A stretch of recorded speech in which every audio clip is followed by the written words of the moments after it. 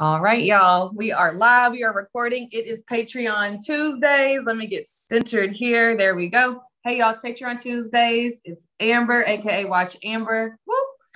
And herpes saved my life. I am the confidence queen and the co-founder of the Herpes Can Never movement. I've been called to help women feel unashamed, empowered, and worthy, and I'm using my real life experiences to do so. Patreon Tuesdays are all about healing. We have a great one today, and I'm super excited that you're here. Welcome, and I'll hand it over to Shayna. Hello, my name is Shayna Singleton, aka the Herpes Goddess, and yes, having me is a big flex. I am the founder of Herpes Can Never, and we are at war with the stigma until the herpes community feels comfortable being open about their status and proud of their sexuality. I'm so happy to have you all. If you're here for the replay, welcome. We have fun conversation tonight. We're going to be reading a story or two from our upcoming book and dissecting it. This is just for us, just for Patreon members now until this video goes live. But I'm excited. I'm excited to have you here with us, Queen and Amber. Let's see. What we have, what we got. Okay, so this is loaded. Attempted suicide twice after not disclosing. I was 7 months into my first relationship and very much so intimate before I disclosed my status. I did not disclose because I was in complete denial and ashamed of what he would say or do. After disclosing, we dated for 2 years. The relationship ended and he had me feel like shit. He told me that no one would ever want me because of my virus and that I would not be able to have kids. I decided to practice abstinence after the relationship. My confidence left the building and I tried to attempt suicide twice. By the grace of God, I am still here because of my second attempt. Because during my second attempt, the gun jammed. 2.5 years later, I met my current boyfriend and I decided to disclose my status immediately. Disclosing this time around was scarier than my first time, and he was so comforting. My boyfriend and I now have a beautiful baby boy, and I am the happiest I've ever been. I'm still very insecure about receiving oral sex and letting him know when I'm having outbreaks, but he allows me to initiate sex and will slurp me up at the drop of a dime. There is a happy ending with the virus. I still have a lot of confidence to gain back. With a partner like him and a platform like Herpes Can Never, it will be more sooner than later. So that's one story. I need to make a note real quick, ladies, because I got to edit this. Feedback?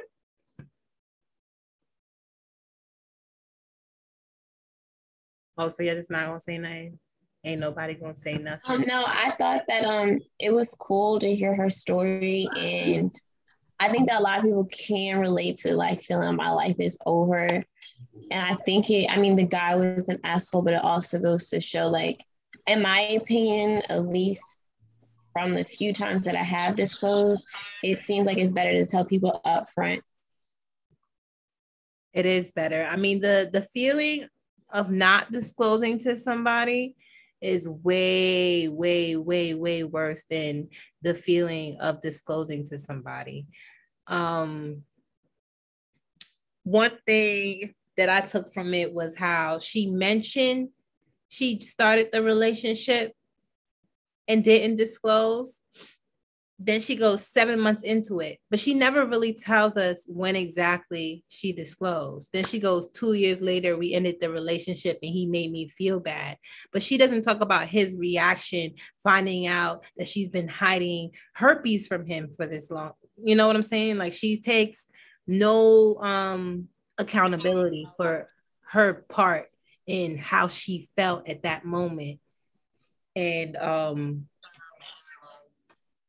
I've been there. I've attempted suicide before. And that's why I have this tattooed on my arm. I've been there, and when you are in that dark spot, you're not self-aware.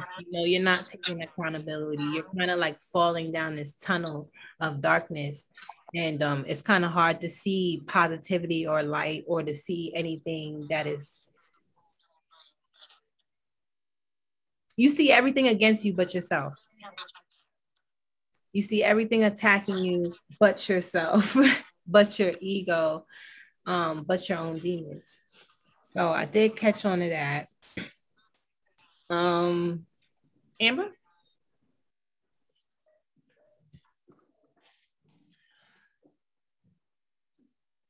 I can't hear you. I agree. Okay. Can you hear me now? Okay. I was just literally like still pondering. I do agree. Hey, Quana. Hey, Queen. To catch you up, what we're doing is we just read a story. So we read a herpes. Someone submitted to us anonymously their diagnosis story. And so, hey, Queen, and we are putting together our next book, and we are reading excerpts from it. And so that's what we just read. And she mentioned how she was suicidal. In the message, she also mentioned how she's now in a happy relationship and how she's happier than she's ever been, thanks to our community. So we're just giving our reflection thoughts on that. And I do agree with you, Shayna. I would like to know how he reacted to her keeping that from him. Obviously, it ended in them breaking up. Obviously, the relationship ended. We don't know how big of a part that played, which we're going to assume it played, some part into that. So that will be a key piece of information I would like. But ultimately, what I do want to say is that I'm happy that she was able to disclose this time around up front, and she got to, she learned her lesson as to what happens when you don't disclose that feeling. And she was like, I don't want to feel this again, so I'm gonna act differently. And that's what life's about. So she made a different decision for herself. So I'm really happy to hear that she did that. As far as her building her confidence and her kind of being uncomfortable sexually still, and even talking about her outbreaks and things like that, to continue to work in that space of confidence. Don't let the fact that you're in a relationship with someone who does accept you and your herpes be enough. Don't settle for that being enough, because you still have to continue to do the work on yourself and keep and maintain your confidence and your self-love, and make sure that this person is truly appreciating you and not just tolerating you, because tolerance feels like acceptance sometimes when we're pressed for it. And so you don't know that you're really even being tolerated and not accepted if you want something so bad. And if you are loving yourself properly, you'll be able to tell and discern the difference from those two things. So to actively continue to work on your self-love. I thought when somebody accepted my herpes that was okay, that was it. This is the person I need to be with. He said, he's the first person she's told after all this time, and he accepted, which no knock to him. We don't know him, but we fall into our human nature of wanting to be accepted by others and not accepting ourselves first fully, and letting someone else's acceptance, like Shayna always says, be that addition to, but not be that primary source of fulfillment. So that's what I was saying. I'm saying God's plan. I'm so happy she's here, and to tell her story, and her story will indeed save a life, because she was brave enough to share it. So I'm so happy that we got a chance to talk about it. So yeah, that's what I think. I also want to cover the end. Yeah. Happy in a relationship with my baby boy. Still scared to tell him when I'm having an outbreak, but working on that confidence. Still haven't fully accepted it. It just goes to show how much do we choose relationships based off whether or not someone accepts our status? And is it truly happiness if you even fear having the conversation? Mm-hmm. So Quana, can you have a child with somebody, right? How can you have a child with somebody and be uncomfortable with that conversation? I think that's the question that comes up now. Yeah, I was going to ask Quana and Rita, do they choose their relationships based off if their herpes status is accepted or not? What do you guys think about that? Quana? Well, for me, definitely, the conversation is upfront, from the beginning, and acceptance, period, for me is the only way that I can go forward. But it's not more so them accepting it to validate anything. It's because when I share, it's not like, oh my God, this is what's going on. It's like, this is a part of me. Hey, I'm sharing so that you can have a chance to, to know what's what when it comes to me. So I think for me, it has to be where they accept it, and I just go from there. Yeah. Thank you, Quana. So, Queen. I know. Yeah. I would say for me that at first I thought, like most people think, oh, well, so-and-so accepted me. Who else is going to accept me? But I think from being in this group, just realizing that it is a part of you and not to view it as this big negative thing. So like having this, increasing my self-confidence and self-worth. So I don't think in the future it would be like a reason why I would stay in a relationship that seems toxic or that I don't think is for me. Thank you, Rita, for sharing that.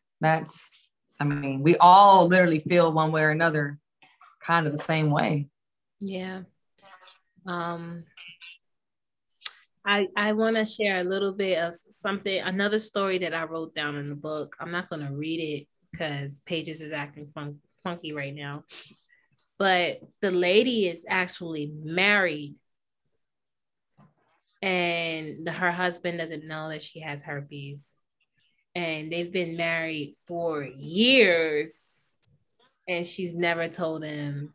And it's weighing heavily on her. And it's like, what do I do? How do I tell him? There was another situation when a lady feels like she chose her husband because her husband accepted her status at the time. And she was just so like, oh my God, he really must love me because, he accepts this part of me.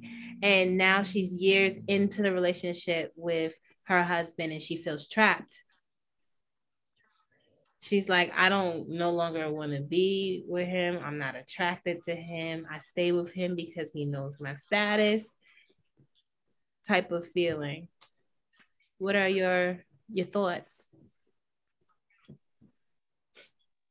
I definitely want to speak on it since I'm recently divorced. I was with my ex-husband for 7 years, and at the time that we got together was like, I didn't love myself at all. I was like getting out of one bad marriage previous with my children's father and just kind of self-soothing with jumping into another marriage. So 3 months into that marriage, he calls me and discloses that, hey, I just found out that I have herpes. You need to get tested. So I got tested and found out that I had HSV 1 and 2. Keep in mind, I didn't love myself, y'all. I was messed up. And at that time, and probably until last year, I stayed with this man. Not only was the herpes such a big thing that he used against me, but Shannon, you speak on the whole narcissistic thing. He was a narcissist. So he literally used that to emotionally, physically, because he was physically abusive. I mean, it was just like, herpes came up in a negative way every day. It was like a weapon that he used against me until one day I woke up. It wasn't like a sudden thing because it was like a constant fighting every day. I was feeding myself because I knew that I had to shake free of, because narcissistic abuse is a whole nother ball game, y'all.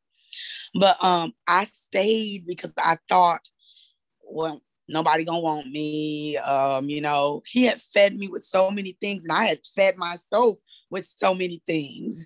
And that's why now the self-love journey for me is so important. Like, it's really do or die.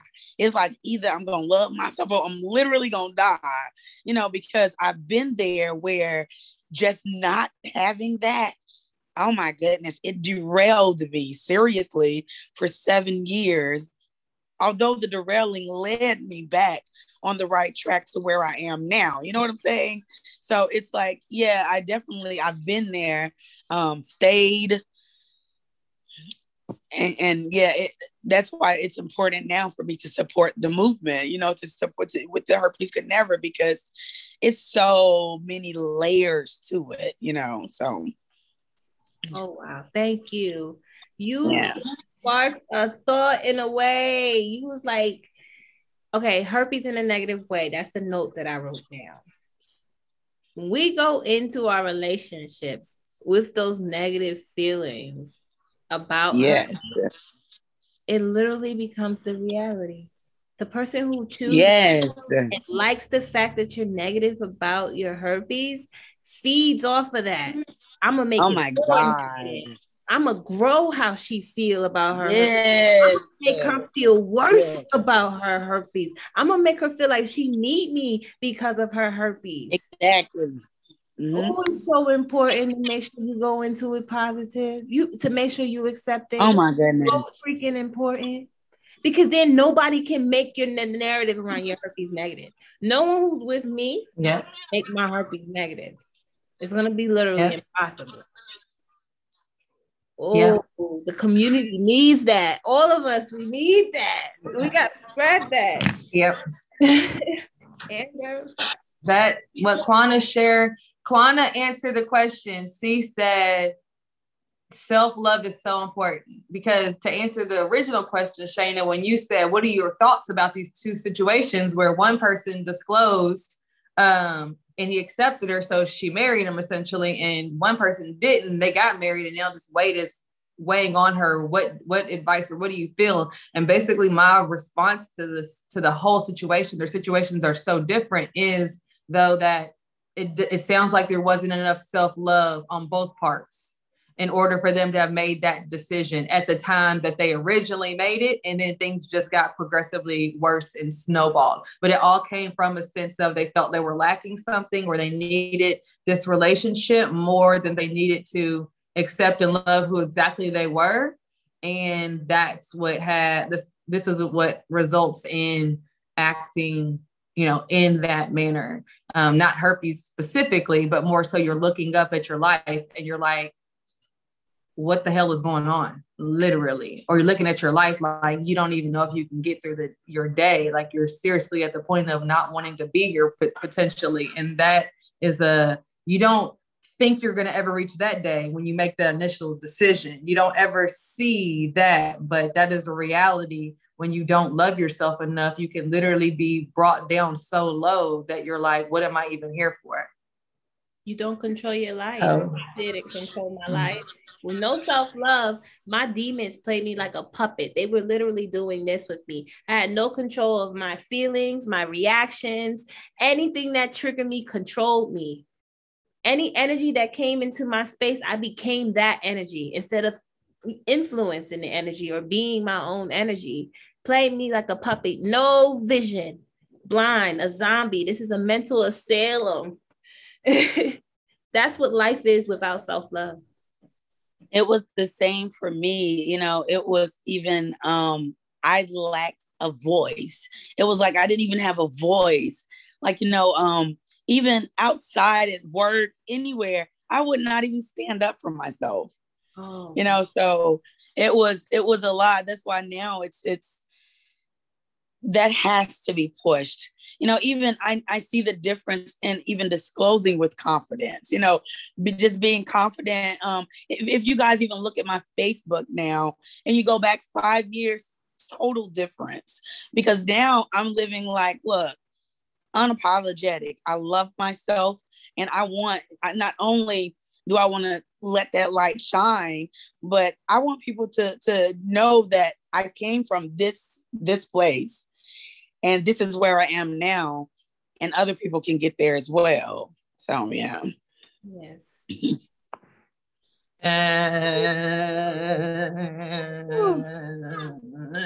That's transformation for that ass. Let's go back to the girl who got into the relationship and didn't disclose, right? But then she talked about how he tore her apart when the relationship ended. She almost like demonizes the boyfriend that she was with in a way. She makes him this villain. It's like, how do you expect not to have, he could be very much well be a villain, right? But how do you expect not to have a villain when you went into the relationship with villain tendencies? You know, you can't expect someone to be nice to you when you took that person's trust and you did something not nice with it. You know, you kept something from him. You I don't know. It's a high expectation to put on somebody when you didn't give that energy to start the relationship off with. That's a high level of self-awareness that someone's going to have to do in order to recognize recognize that too. Because that's a valid question. You don't know if this is true colors or not because the painting is skewed because it wasn't based in honesty. And so in open communication. So if you did tell him off the rip and this is how he acted, well, at least you know this is who he really is. Now you like, is this who he is because I've been lying to him all this time? Or now he isn't just a bad person, or he's just an all right person. And even all right people can turn into fucked up people when something like this happens. So is it just him acting out of character? Is this literally who he is? You'll never know that because of how the situation she was she put herself in, which I guess that's why the next time she didn't, which again, that's good. But that's what you risk when you don't disclose initially. And a lot of people don't disclose initially. It's not something that, Majority, yeah, I mean, I agree. Everybody in this community didn't know. It seems like everyone didn't know, and the other person knew and gave it to them. Everyone knows. Very few people know. But no one talks about gifting it to other people. I haven't disclosed in my lifetime. I'm gonna put my church finger up and walk out. Okay. So I know there's a lot of other people. I know advocates. Majority of us advocates have a not disclosing story. A lot of people in the community has a not disclosing story. And in my not disclosing story, I still did not expect, like, I don't put the expectation on the other person to respect me after I disrespected them. I ain't that emotionally mature. I totally agree with you. I expected disrespect to come. I expect that person to make me feel bad and make me feel like shit. Like, I kind of welcome it because I do feel like shit. No. I kind of do in those moments. I'm like, I do feel like shit. I welcome your energy. I welcome your anger. I'm going to take it. I'm going to own this shit. I'm going to feel it because this is where I put myself. I'm going to treat people how I think people will treat me, how I would treat them in the situation. What if I was talking to somebody and they were insecure about disclosing? They didn't disclose. We messed around and then they conscious got to them and they would told me. I don't know that I would be upset. I might be like, I can actually understand how that might be true. I don't know how I would feel. So because I know who I am. And that's just, I'm like, a benefit of the doubt as like, I don't know why, I don't know. But so I wouldn't necessarily, I guess in her mind, she might've thought maybe he'd understand because of the stigma or because of, for one reason or another, but I learned you cannot make that assumption about people. So I don't make that assumption no more. Yeah, but listen, I think, go ahead. I'm sorry, go ahead. Well, I think it went further than just even the herpes thing. That just spoke to her integrity. It spoke to her character, you know, it just spoke to, I don't even think it had anything to do with herpes at that point, you know, because I would have been like, because I've been with someone where I didn't disclose at first. And like shit, I felt like crap, y'all. Like I hid under a rock for like 3 months and had to go back to the guy.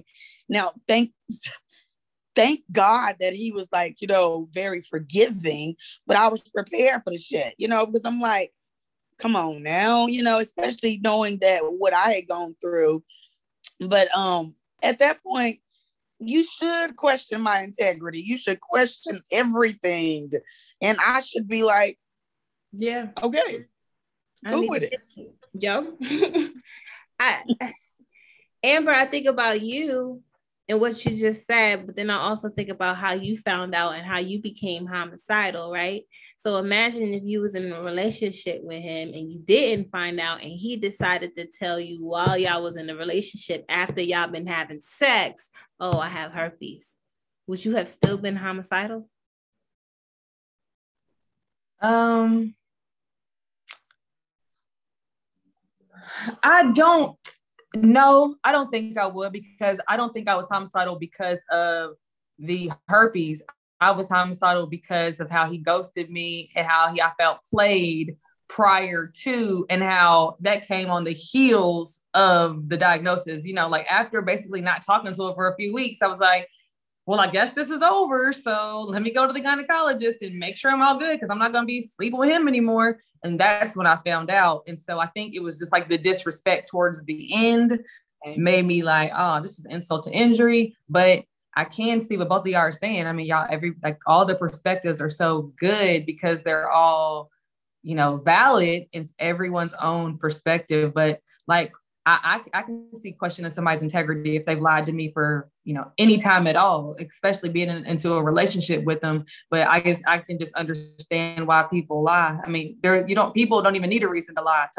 So having herpes is a reason why a lot of people don't, lie or omit, because of how people feel about people who have it. So it was damned from the moment that, you know, she had sex with him and didn't tell him, because that broke some trust before it could even get built. And so that can sometimes be repaired, but most oftentimes not.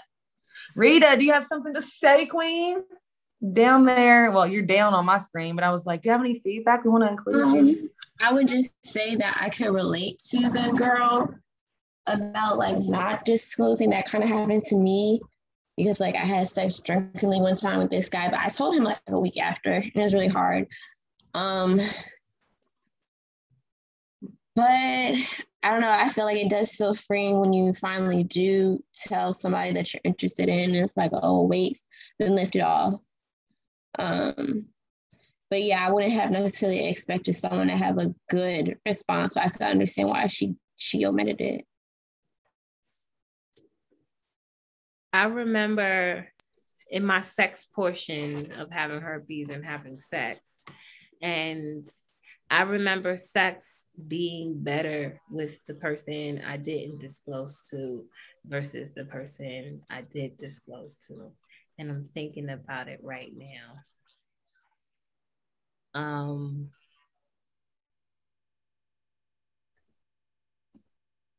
You feel like the person's like, in that time and where I was in my healing and how I felt about my herpes, I felt like the person who knew I had herpes, there was more weight. I felt more weight. I'm breaking this down. I should be journaling this right now, but I felt more weight. Get them Patreon exclusives, I tell you what. But I also have to say too, the person I didn't disclose, I was having drunk sex with. I was an alcoholic. I was drunk out of my freaking mind. And usually when we had sex, it was in those spur of the moment moments. It was those, we both drunk, we both effed up, we can't get our hands off of each other, we're doing this. So then I also got to think about that as well. I don't like this healing stuff sometimes, y'all. It be sneaking up. It be sneaking up on us, baby. Boy, all day today. I called Amber on some friendship earlier. Ended up healing some more. I'm like, what is going on? Yes, I mean the new level's on its way. The new level's on its way. We got that. We doing that real work, baby. Where did you go, Amber? I need like 60 more seconds. Take your time, Queen. Okay, so now you're coming to the realization that you thought that the sex was better, but now you might be thinking because you were inebriated and less about. So you feel like when you told people that you had herpes and had sex with them, they touched you different, looked at you different. Y'all sex was different? No, the sex wasn't different because it was the people I did tell were my exes. So the sex was different. Mm-hmm. It could be because they were my exes. Yeah. That part too. That part too, we outgrow, and I don't know. So the last person you had sex with was years ago, right? Yeah. Mm-hmm. Okay. I'm just gonna stop there because I'm just like, I don't know. I don't want to go. Go, Quana. What you got, Queen? Wow, Shayna. Look, I know your manifestations off the chain over there. How do you guys go so long like without it and staying like, because it's only been 3 months for me.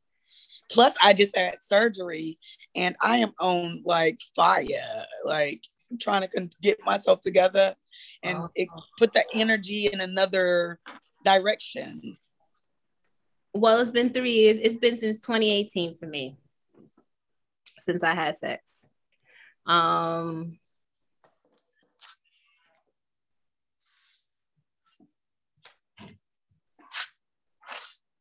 Tantra. I've been so into me that, like I tell Amber all the time, I'm having the best sex I've ever had in my life, and I'm not having sex. How did I get there? That's a good question, Quana. I never asked myself, how did I get? I have so many reasons why I decided to be celibate, and I think it's that commitment that I made to myself. It's like, I'm waiting for my person. And if I don't have my person, I'm enough. And I've already put my vagina through the ringer, and I'm putting her on a pedestal now.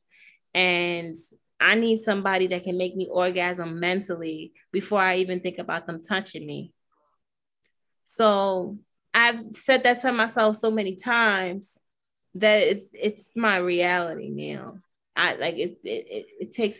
It's hard for someone to even turn me on nowadays. The number is few and thin. If you haven't known me for a long time, it's probably going to be very hard for you to turn me on or for me to find you attractive. Intentions. I'm going to say intentions. Mm-hmm. Mm-hmm.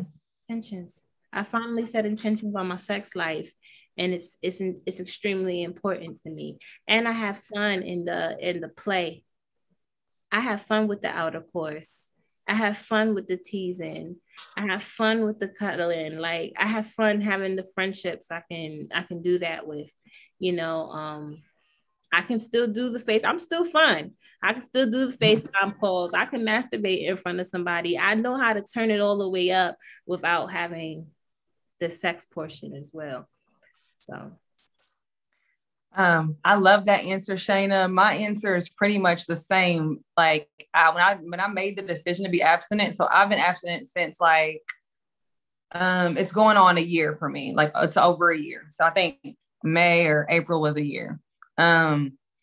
And for me, I made the decision before I made the decision. Like I had to just keep deciding that's what I wanted until that became what I actually wanted. When I made that decision, I can't say that's what I actually wanted, but I knew that was what was best for me because that's what I had truly always desired in my heart. I just never waited for that. Kind of like what Shayna says, like I know what I want. If I don't get what I want outwardly, I'll always be able to give it to myself inwardly. I believe that what I know what I want, as in I want to have, I want to be in a marriage before I have sex. And so I believe that exists for me. And so the only way that will be my reality is if I don't have sex until I'm married. In every other relationship that I've been in, I haven't had sex, but the other ones some of that I've been in, I have had sex. So I've never made it to sex after marriage because I never required marriage before sex, because I always felt like, I had to do it, or even that I wanted to do it. And sometimes I still do want to do it. Like, again, the fun part, but it's also like what I want more, my like Amber inside my spirit wants, is that covenant and commitment before I give myself physically. And Shane is even helping me understand kind of like there's so much more pleasure that can be received outside of just sex. And I'm still learning about my sex, because I haven't even really enjoyed sex most of my life, because I was just I felt like the guy was liking it way more than me. And I'm just like, I mean, parts of it are really good, but like overall, because I never really stood up for what I wanted and what I needed, because I always thought it was about a man. So I'm just like debunking all this shit. But at the end of the day, I'm learning this without the distraction of having someone else's energy in my space in that way. Like a person's energy gets in your space when y'all are sleeping together. So that was what keeps me disciplined to live another day. Like every day I just got to get up and do it for another day. And as you do more of those days, it does get easier, and you just have to commit. That's what you want, and like make it your reality. Thank you guys. Great. Thank you for the question, Quana. I haven't been looking for nobody. So it's not, there's some people I do fancy, but I'm not putting myself in the situations neither where I'm tempted. Yeah. And even if I'm in that situation, that person, if they don't turn me on spiritually, I don't want to have it, you know? So this time there was this guy that I really, really, really, really, really liked. And I spent the night with him, and I got my butt massaged, all of that. But I still wasn't turned on by him. Feeling his, I love that shit, laying down, being the little spoon and feeling the dick of a butt. Okay, I like that. And that wasn't even doing anything for me. That's how I knew my shift and my change, and how important, you know, I guess the commitment I made to myself was. I don't know. Listen. There's definitely been people. There has been some people that's tried me. Well, that was. I've been tried recently too. I'm proud to say I've passed the test. You passed it. Yes, girl. I'm waiting on mine. Woo woo. Somebody's gonna get it. Let me tell you, I've been putting these pussy weights. I'm gonna be, these mega knees is about to be on 1,000. I'm about to know. Hey. I'm doing Kegels right now. I need a yoni egg ASAP. Once I pass that threshold, they're gonna be like, oh shit, what the fuck did I get?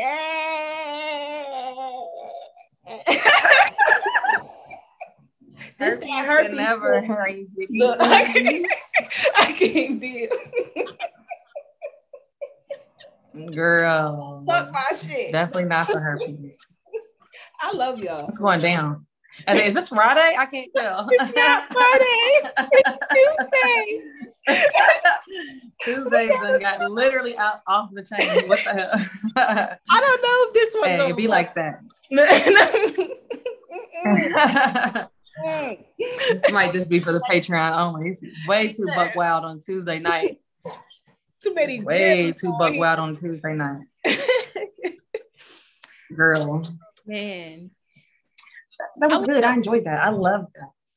I will hope that when we receive our stories, we receive a lot of not disclosing stories. Maybe I need to remake the video and ask for that. I want people to understand that it happens. It's normal. More people are not disclosing than people who are disclosing. It's a thing. And I want a reality check for everyone else when they pick up this book. And this is how these people feel. And this is why they're not doing it. And it's because, do I feel stigma? Do I help this community of people feel this way to the point that they're not disclosing? Talk about all of that. Yeah. I don't, or maybe have it like sectioned in the book, or just have, I don't know, but there's definitely a lane for both, because I never not disclose. So, but I have disclosure stories that I feel like, you know, have value to them, that some did ended positively, some didn't end positively, but it's definitely still lessons, because again, the progression from my disclosures from initially that were like devastating and overwhelming and filled with tears. So like Quanda said, the energy hits different when you're positive and upbeat and confident about your disclosure. So the progression in my disclosures and just how the responses were different, just how I felt different about myself, because when you feel a way about yourself, a response from someone else is only going to take you so far. So that I'm excited. This next book's going to be crazy. I'm so looking forward to it. It's amazing already. I'm excited. It's already started.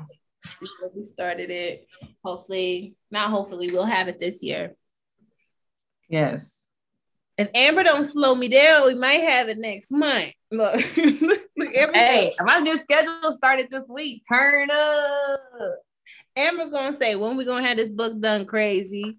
Because I know she's gonna say like 2 weeks. Okay, 2 weeks. I need the outline done tomorrow.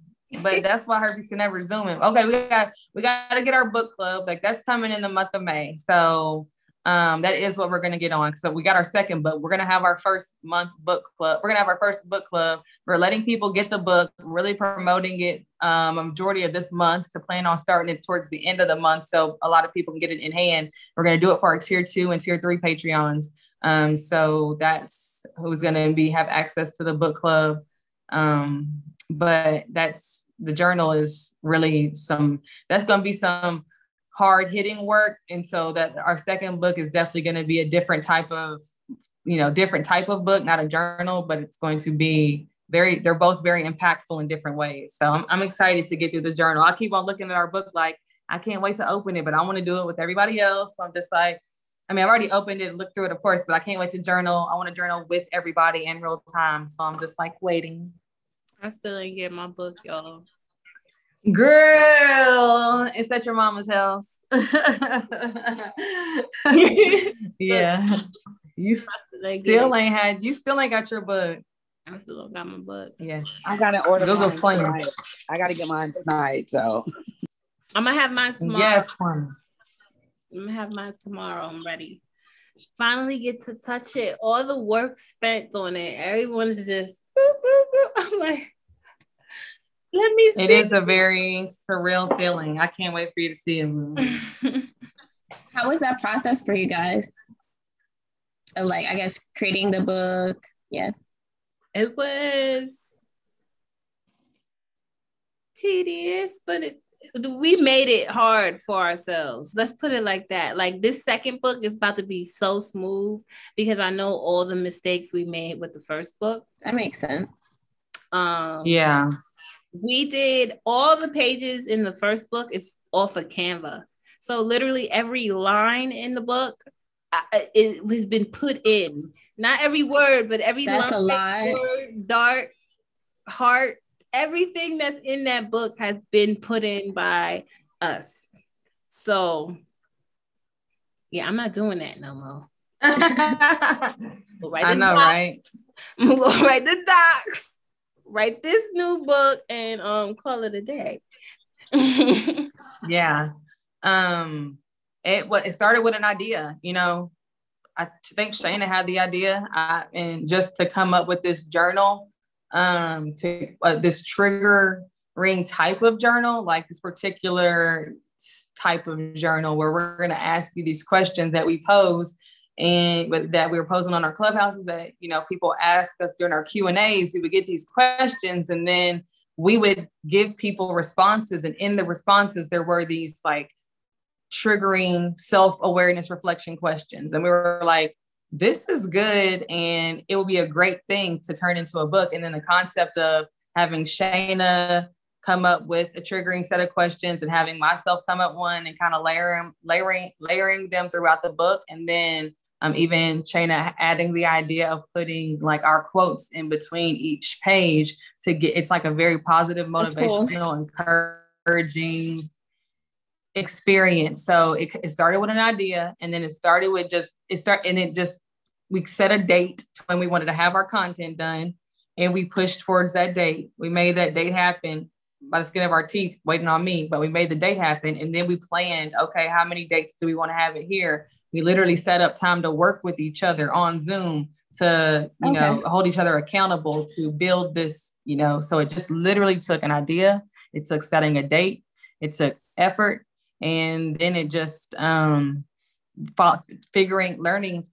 Googling how to literally write a book. And it's there, but I think everybody should write a book. Everybody should write an autobiography. Everybody should write a book about their life and their life experiences, because there's so many lessons in each of y'all's lives that will probably teach me so much. And so I encourage everyone to go on that journey of like, if you don't do it for anybody, do it for yourself, do it for your legacy, do it for your story to be documented. And so I hope everybody does that over the course of their life. Thank you. And then get yourself a crazy partner. Because poor Amber, I had to ask Amber about her mental health. I said, Amber, we're gonna have our list ready on the 3rd. As soon as we had our list ready, I said, okay, we're gonna have the book this week. She's looking at me like I'm crazy. I had our book. I want to have it published by Friday. She was like, I want to have it published by Friday. I said, this Friday and today's Monday? Like how do we go from these words to a whole book in 5 days? But so yeah, get you somebody who definitely is motivated. And if that has to be you, but I definitely, setting a date really helps me for the type of person I am, knowing when it's supposed to be done by and just like pushing yourself. So that's it. But I don't know. I want to know what y'all want to continue to see from Herpes Can Never. Like, our ears are open to any feedback. Like, if you guys are thinking that something's lacking or you want more of something, we definitely want to hear what you guys say. You can put it in. You can send us a message on Patreon. You can send us a message on to our email addresses. Like, however you think you can add. And we're still, of course, like working to like literally build this in real life. But we always want to hear what you guys are saying, because our community is growing so fast that the only way we'll know what to keep doing is to hear from the people that we trust and who show up for us, like you guys on Patreon. So always feel free to know that our ears are open to suggestions always. So I just want to know that. I want y'all to know that.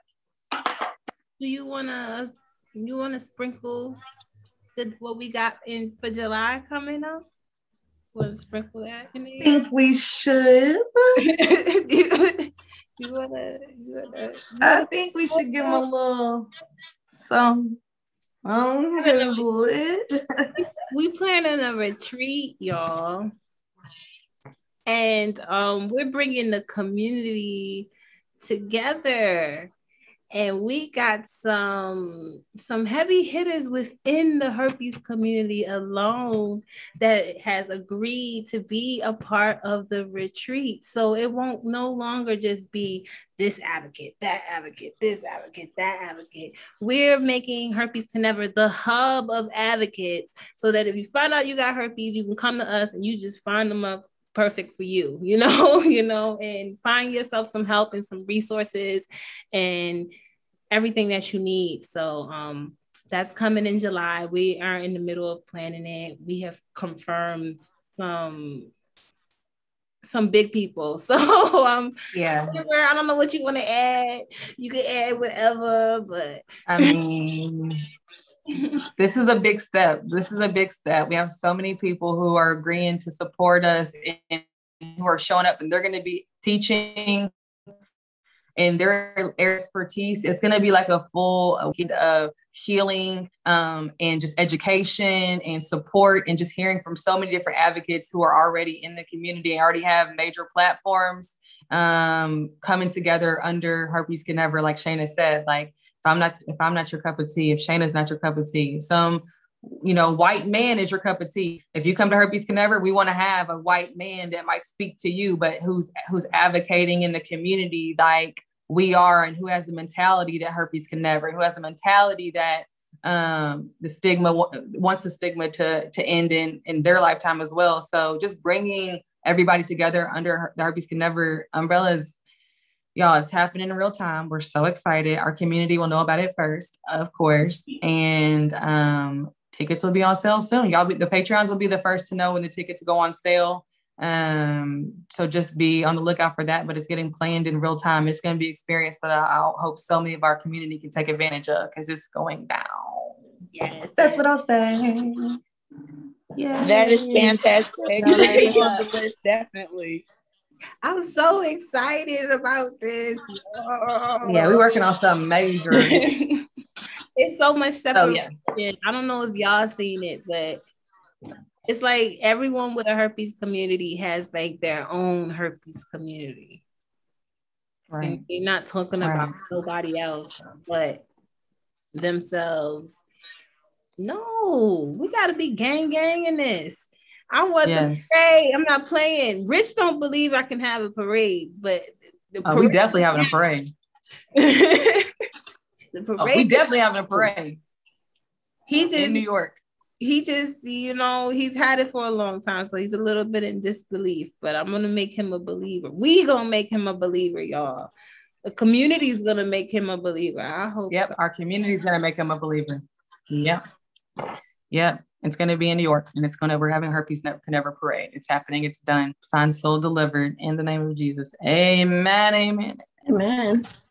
So on that note, today's conversation was amazing. Our next book, we took a little excerpt from that and shared that today. Had great dialogue just with us. So can imagine if we just multiply that by the thousands that'll be a part of the community that already are a part of the community. And so I thank you guys for being here, for supporting us at this next level with a monetary support. I'm so grateful. It allows us to do what we're doing, to create these other things by your support. So each time that, each month you're with us, really is so appreciated. So thank you for being here. I love tonight's conversation. Just keep on engaging, keep on doing the work yourself. Make sure you're still healing. Make sure you don't get stuck, get stagnant in your healing, because you're always moving forward or backwards. We're never standing still. So just continuously check yourself and where your headspace is. And if you're not feeling the best, reach out to someone in the community. Reach out to, Shayna or I, reach out to each other. And then if you are doing great, encourage someone else as well. So just continue to be what you needed when you found out you had herpes for someone else. And that will continue to serve you as well, because that's what it's done for myself. So I love y'all to pieces, and I'll see y'all next time. Herpes Can Never. Shayna. I love y'all and Herpes Can Never. That's all I got to say tonight. Thanks, y'all.